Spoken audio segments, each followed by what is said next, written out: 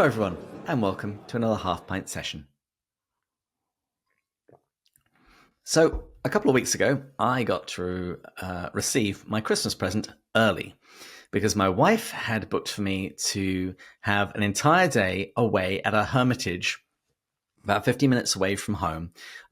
Just a time for me to spend some time in prayer, catch up on reading, and have a little bit of peace and quiet when I'm normally in a house full of children. And while I was there, I got to read several books, actually. But one of them was this book by the late Timothy Keller. It's called What's Wrong with the World? And here to talk about it is his wife, Kathy. Kathy, welcome back to the show. Thank you so much. Now, Kathy has been on Pints before because she's a former pen pal with C.S. Lewis, what with them both being writers. But Kathy, if people don't know who Tim... I was 12 at the time. Details. But if people don't know who Tim and Kathy Keller are, would you mind just introducing yourself to our viewers? Who are Tim and Kathy Keller? Tim is known for both his sermons and his books, I guess, mostly. He started a church in New York City in 1989. We started a church in 1989 here in Manhattan. Up till then, he'd been a seminary professor for 5 years at Westminster. That didn't, that's a fairly tame job.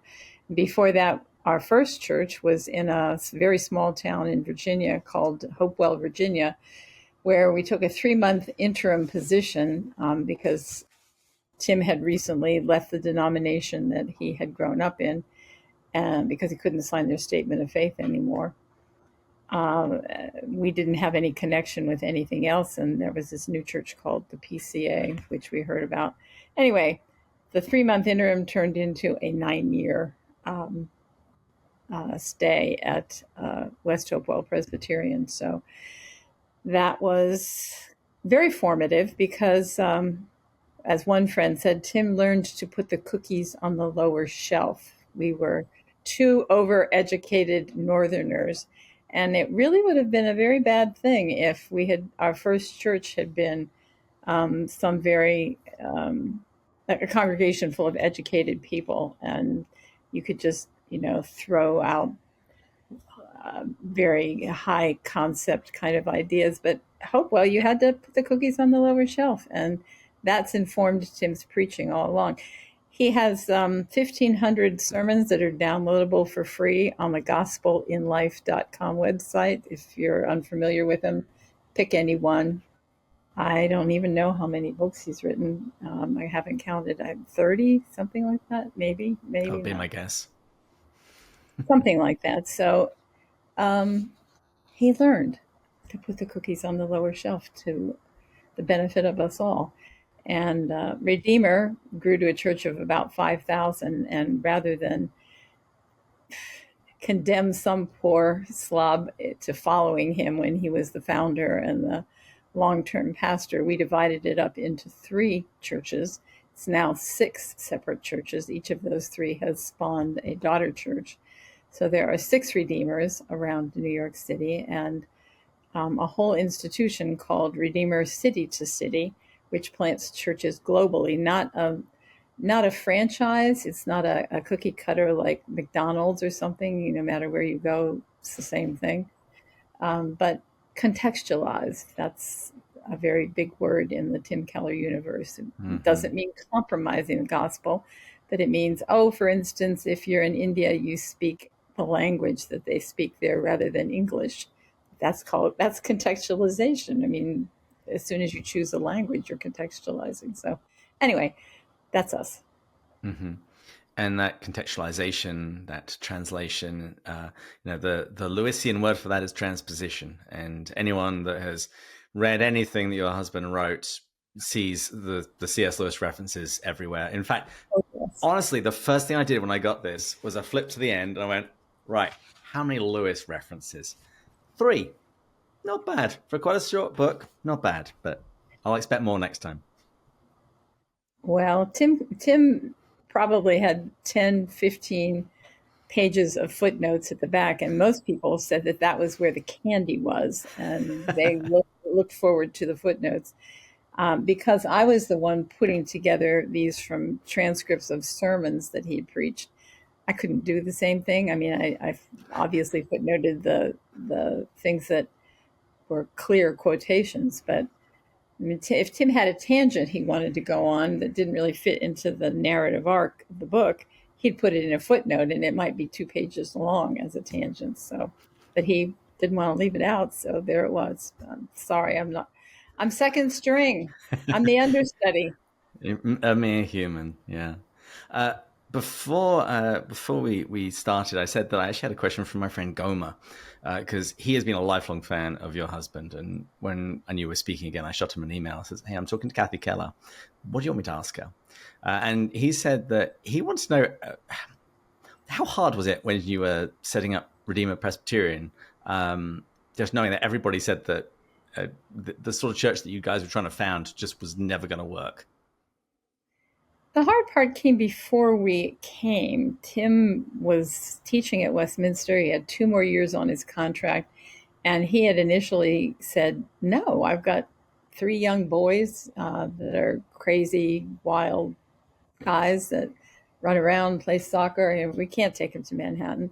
But I'll look for somebody." So he had actually worked very hard on 2 different pastors to get them to come that seemed very much more suited to Manhattan, suave and Harvard educated, and um, just your idea of what a Manhattanite person would be. Whereas our best friends came to us when we finally decided it was going to have to be us, since everybody else had said no for valid reasons. I mean, they'd had family issues that they just had to deal with. But when we finally said, "Well, yes, I guess it has to be us," and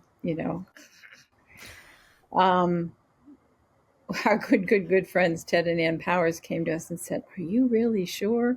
Because Kathy's pure Pittsburgh, and Tim doesn't know what he has on most of the time." And they weren't wrong. I mean, we were. I think God chose us. It's the First Corinthians chapter 1 thing. He chose us because we were the most unlikely people to be successful, so that when Redeemer grew the way it did, it was so clearly that God was creating a revival in Manhattan, and not that He just put um, this guy in charge that couldn't fail. So, and there was a genuine revival going on. It had started at the Campus Crusade Executive Ministry House called the DeMoss House, and people were getting converted, but they didn't really have any church to go to. There were a couple of Baptist churches, but they were kind of the embarrassing kind, if I can say that. And they couldn't bring their friends. That's the thing. They wanted a place, and this is the comment I heard most frequently and this is why Redeemer grew. When a new Christian would come and he'd drag a friend along to Redeemer in the earliest days, after the sermon, I would hear people turning to their friend going, "Him, what he said, that's what I've been trying to tell you, what he said." Because Tim was able to communicate the thing that they had been very haltingly and with very little discipleship trying to communicate and unable to. So it was what he said. No, that's how we grew, is new converts bringing non-Christians, and we had some doozies, let me tell you. And what was your role in that as Tim was leading the church and preaching? Were you just doing everything else? Yeah, exactly. Tim was the preacher, and I was the staff. I was the everything else. Getting the bulletins printed, getting the hospitality groceries purchased and stored and dragged over to the church and set up, and paying the bills, etc., etc. That some places have started calling us co-church planters. That's going too far. I mean, Tim was the church planter, but I really was the whole staff, and we started adding people to the staff eventually. But initially, they were pastoral staff because we were growing so quickly. They needed pastors to deal with the people, and I was still the staff, getting all the other stuff done. But um, that's okay, because that's my gift, really, administration and I being a have helper. I've said for years, everyone always prays for the high gifts. And St. Paul certainly encourages that. But when I look around the church worldwide today, the thing that I usually find mostly lacking is administration. Well, it's been 2.5 years since Tim died. And when Lewis was grieving his own wife, he wrote A Grief Observed. What's your journey been like since his passing? Interestingly enough, we have a copy of A Grief Observed somewhere here in our apartment, which we're getting the books cataloged, and they've already reached 10,000 volumes. And I have to ask the librarian, she'll be over here later today, to please find that for me because I'd like to read it. I mean, it's not that I haven't read it before, but I haven't read it as a widow. Um, Tim used to say, and he did a lot of funerals when we were in Hopewell as a typical elderly congregation to begin with, that the most usual emotion that people had at funerals was not grief, it was guilt. Woulda, coulda, shoulda, Hmm. that sort of thing. And I find that's true of me. You know, that um, I don't know if you're familiar with the Puritan volume by Thomas Brooks, Precious Remedies Against Satan's Devices. I've heard you talk about it, and I do want to ask more about that. Must But read please it. continue. Must read it. Must. We went through it with my ladies in Chanel suits lady Bible study, and they love it. They want to do it a second time, and the last time we Okay. did it was like 5 years ago. Anyway, one of the things that he warns against is um, obsessing over the harm caused by sin that cannot be remedied. And when I look back and think of the things I should have done and could have done and didn't do, I, I wish I had 10 more minutes just to apologize or just to, you know, God is very faithful, and restoration will take care of all of that. In fact, it's already taken care of in Tim's situation. He knows whatever there is to know and has forgiven it and whatever. But there are still days when I feel like I wish I had encouraged him more. I wish I had, my idea of encouragement was to point out where the potholes were. And to him, that felt like criticism. And he didn't put the potholes there, but, this might happen and we have to be careful about this and that. I remember Tim one time saying to me, "Can't you ever just say that's a great idea before you start telling me all the things that could go wrong?"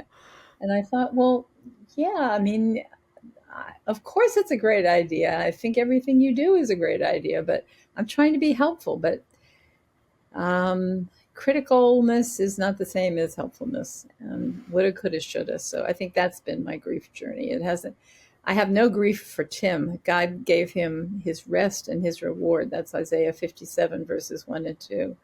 And wishing him back would be the cruelest thing that you could ever wish for. But um, I guess I wish myself there more than I Hmm. wish him back. Hmm. I think you and I are very similar. When I've gone to the cinema and watched a movie, the first thing people often do when they turn to me and say, "All right, what was wrong with it?" Doesn't matter even if they saw that I really enjoyed it. I always have suggestions. I'm gonna take that note into my marriage that perhaps my helpful warnings about potential pitfalls might not necessarily be the most encouraging thing. Words of affirmation and affection you cannot have too many of. Hmm. That's a torturous way to say it. You cannot have too many words of affirmation and affection in your marriage. That seems And I fair. should have had a lot more. So that's God has been very, very, very kind and gentle with me. So I my grief journey feels more like my own personal unspooling of my own spiritual growth. Hmm. Well, I couldn't think of anything more affirming than getting a book of a converted sermon series out um, after his death. I mean, uh, If I achieve my goal of getting through all of Lewis's corpus on the podcast, there might still be some episodes that my wife will have to publish for me. But you mentioned going through his manuscripts earlier. Is that how this book began? As you were just going through all of Yeah, his things? I had never really paid attention to the filing cabinets in his office, or we have some that look like furniture here in the living room. They're lateral files, but they're sort of disguised as furniture. But Tim saved everything he did, and he filed it meticulously. And the files are so thick that if you're able to pry a file out of the drawer, you'll never get it back in. Trying to stick it back in is just impossible. So I did go through those, many of the sermon files, and talked to Webb Younts, who is the editor at HarperCollins Christian that I worked with and had been an elder at Redeemer at one point. And he thought that would be a really good start. And I think I hope we are going to put out more of them. You do have to say the title to the book right, though. There was no way to do this graphically, but if you're going to say the title of the book, you have to pronounce it correctly. What is wrong with the world? Is the correct way to pronounce the title of this book. What is wrong with the world? With that sense of desperation and exasperation. And despite, I think, everybody saying that to themselves or out loud on a fairly regular basis, in the preface, you give some examples of people during Tim's ministry who really seem to object to the idea that they were sinners. And I've encountered this myself. I actually remember in my hometown, there was a couple that became Christians, perhaps a little too quickly, and were baptized. But they had left within a few weeks when they discovered that they were apparently sinners that needed saving, despite all have sinned and fallen short of the glory of God. Why do we buck against this idea so violently?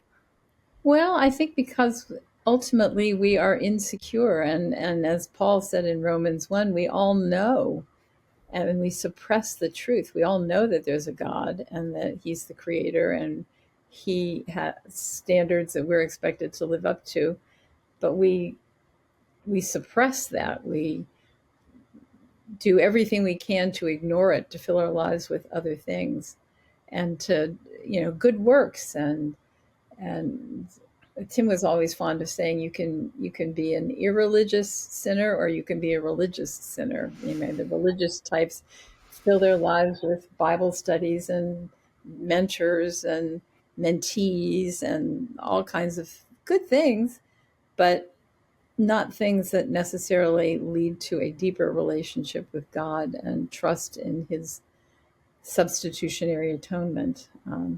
Those are my two favorite words: substitutionary atonement. I had never heard them before I hit seminary. And when I did, it finally made sense out of the cross. Christianity was obviously right, but what was that business about Jesus dying? Like, huh? Couldn't we have done that some other way? Oh. Although I have to say, I get interviewed monthly by this Christian radio station in Pittsburgh. They used to interview Tim and I together, and now, like I say, I'm the second string. I told them that my new favorite word, and I was going to give it to them as their Christmas present, was double imputation. That if Jesus had merely wiped out our sins, that would have been good, but not enough, because then it would be up to us to be good and keep our slate clean now that he'd wiped it clean. If he hadn't actually lived the life we should have lived and given the righteousness that he earned to us, then dying for our sins up till now was okay, but not enough. So this was all by way of talking about Christmas, that actually salvation started in Bethlehem because he had to come and live the life we should have lived, the perfect life. He wasn't just sort of, whittling toy animals and knocking up tables and things like that for 30 years. And then say, oh, now I have a ministry. I've got to go out and heal people and preach the gospel and die on the cross. He was living the perfect life, and he had to live the perfect human life in order to have that to trade to us for our imperfect lives and take that to the cross. So for anybody who hears this, your Christmas word for this year is double imputation. I think Gomer in particular is going to like that because he's always talking about the how salvation it culminates in the cross, but it didn't begin there. No, And the way I've heard it described is it's not simply that our debt is being erased. It's almost like we've got now an infinite bank balance that can be drawn from. It's not. It's it was the value of that perfect sacrifice that that gets us out of more than just jail. well, this is easy enough for a child to understand. In fact, I explained it to my 9-year-old granddaughter using I don't know if you can see my whole arm. I walked my fingers from her shoulder down to her wrist, saying, here you are living your life, la la la la la la la la la. And you get to the end, and what do you deserve for the life you've lived? And she said, well, punishment, I guess. And I said, okay, good. Keep that thought. And here's Jesus, da da da da da da da da, walking my fingers down to her other wrist. And here's Jesus living the perfect life. And what does he deserve when he gets to the end of his life? And well, everything, reward and love and everything. And I said, and then you know what Jesus did? He said, trade ya. Because her brothers were big into trading cards, and I said, worst trade ever, worst trade ever. She said, well, not for us. So bing, she got it. 9 years old. And she understood double imputation. There you go. But it does begin with that first part of recognizing your own state in God's eyes. Blessed are the poor in spirit, for theirs is the kingdom of heaven. That you got to declare spiritual bankruptcy first, and that brings us back to the subject of the book, which it's a meditation on sin, and that could be seen as a bit of a downer, but we'll see how Tim turns it around as he goes on. But would you mind just talking us through the book, because he draws from several different images in Scripture for sin. Well, he uses the various stories where sin is revealed in the Bible.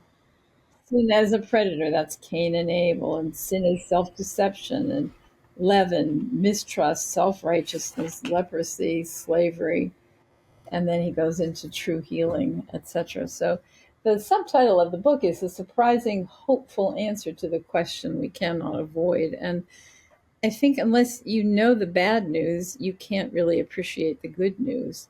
One of the illustrations Tim used in his sermons on numerous occasions was you come back to your house, your friend has been waiting for you in your house, and he says, well, the postman came and you owed money, and so I paid it.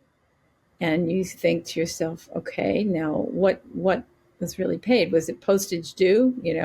10 cents? That's nice, but okay. Was it my mortgage bill and you paid it? That's quite a much bigger number.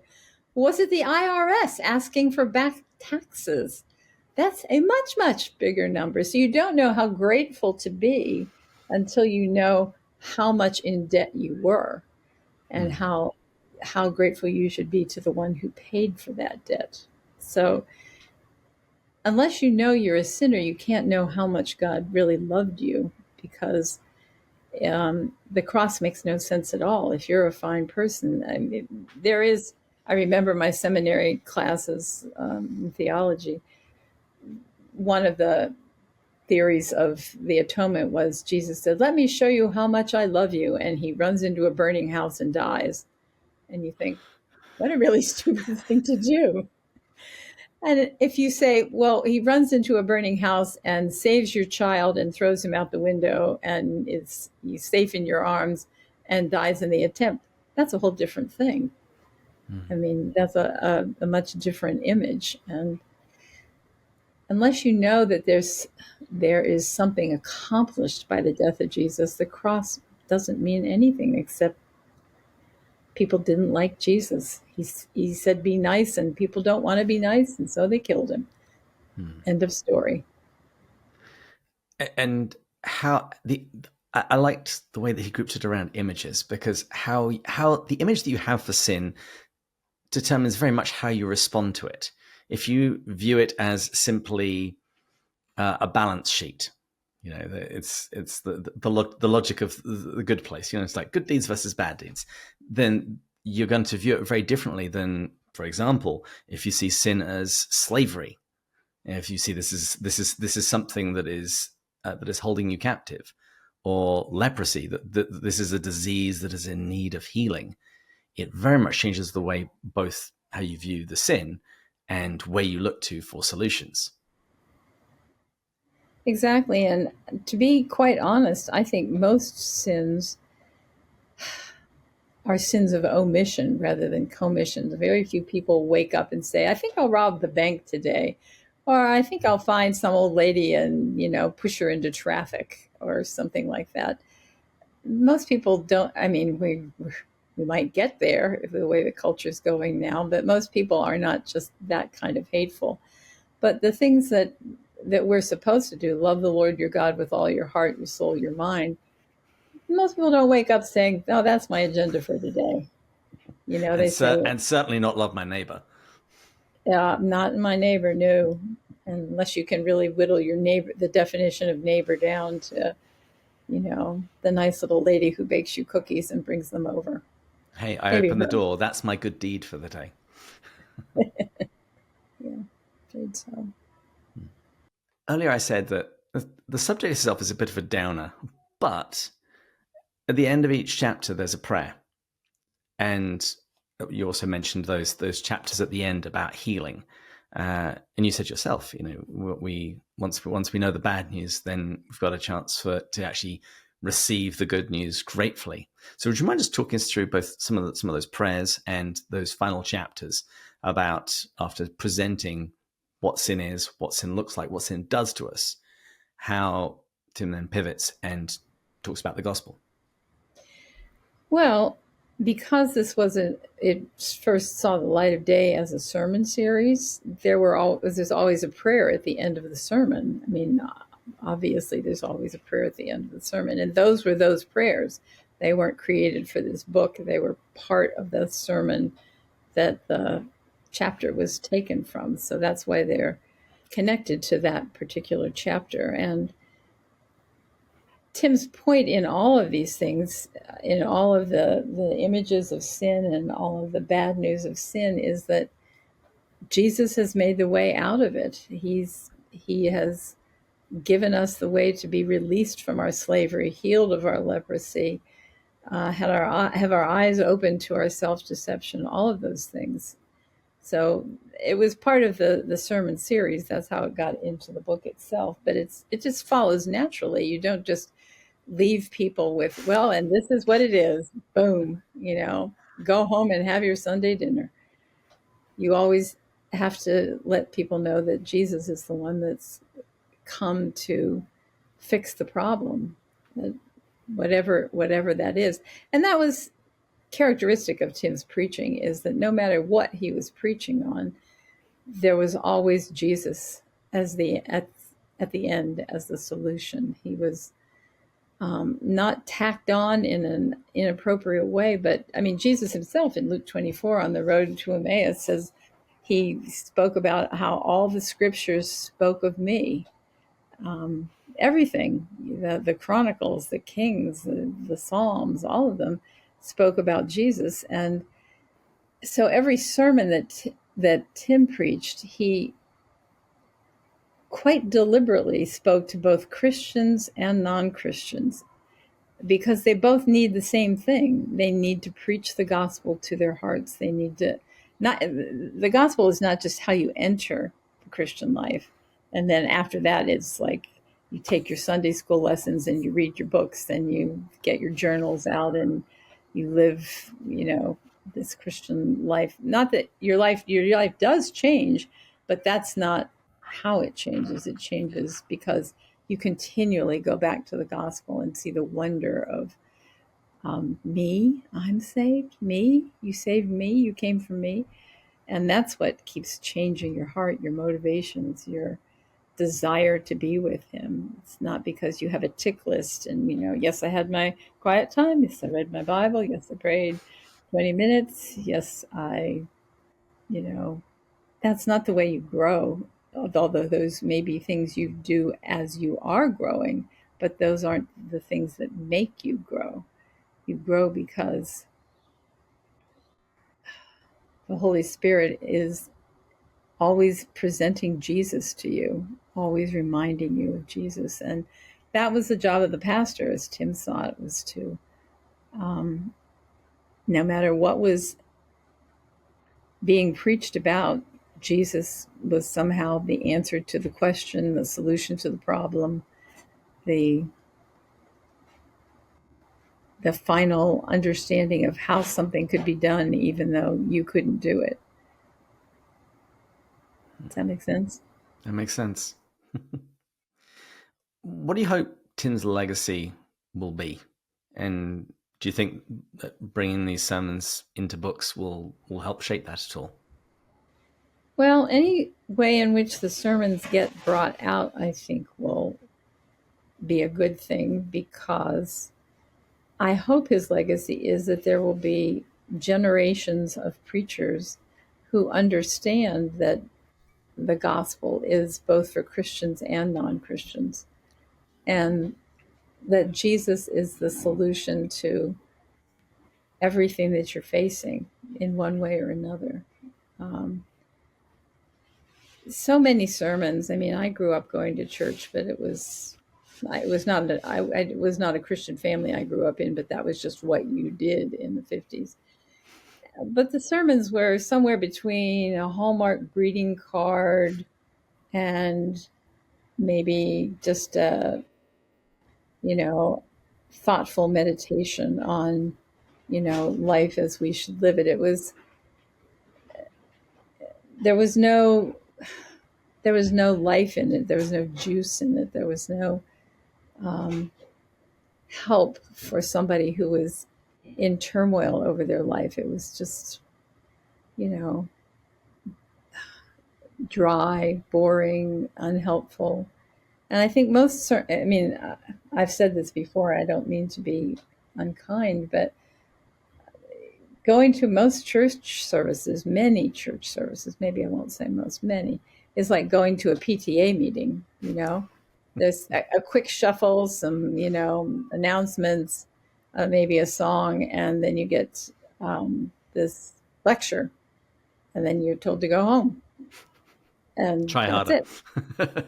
Yeah, Ed Clowney, who was one of Tim's friends and former president of Westminster, said that a worship service needs to be doxology, leading to praise, and that should be true of the sermon as well. It should not just be, Tim said he knew that he was preaching well and that he was presenting Jesus as he should be when people put down their pens, stopped taking notes, and listened. So That is I definitely another level. I'm really good at making notes on a sermon or a talk that I'm actually not that interested in. It's a very good sign. I think that's very observant. When people stop taking notes, they might actually finally be paying attention. So I guess his legacy is, I hope that people find his sermons. I hope they find his books, and that they stay current, because I think they're timeless. They're not based on a political situation or a cultural situation that is here and now gone, but they're really timeless expositions of Scripture to the heart. Yeah, wonderful.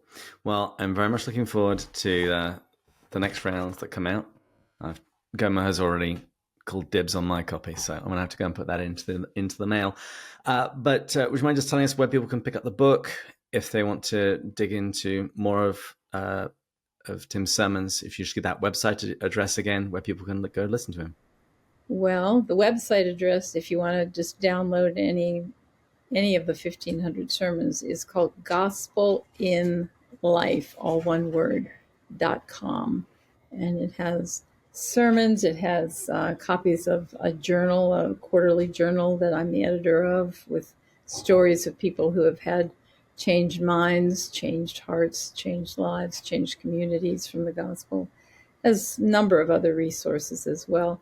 As far as the books, I think you can get them anywhere. Amazon's probably the easiest, but I was I have to say, I was disappointed when we were in Oxford the last time, and we went into the big bookstore that's like synonymous with Oxford. I'll think of it after we're done talking. Anyway, they only had one copy of one of Tim's books. It was Blackwell's. where we go, Blackwell's. Thank you. They had the Jonah, which is one of my favorites, but it's been wildly overlooked. But that was the only one they had. Maybe they'd sold out on the other ones, and Jonah just got left behind. But that's a mistake, because Jonah is one of the best. I thought it was going to be his first book. We worked on it, but then turned out it wasn't. But he did get around to it. Well, I'm sure your work in helping share his sermons with the world is making him very happy and very proud. So, Kathy, thank you so much for coming and joining us today. Well, thank you for having me. I appreciate it. And viewers, please join us again next time. We'll continue going further up and further in. Cheers.